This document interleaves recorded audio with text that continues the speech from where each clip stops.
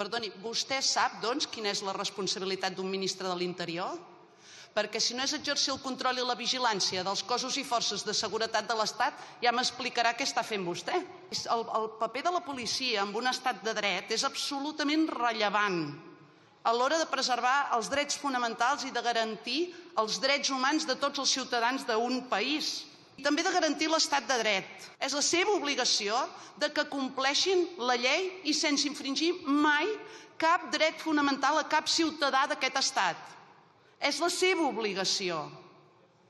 M'ha estranyat que vostè s'expulsi les puces de sobre.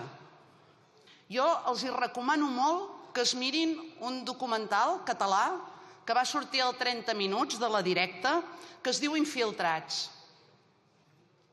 Se'l mirin tots vostès. Coneixeran de primera mà els testimonis de persones que van viure una situació absolutament indigna per part de policies infiltrats a les seves vides. Cap de nosaltres podem validar això. I això vostè ho acaba de validar aquí mateix.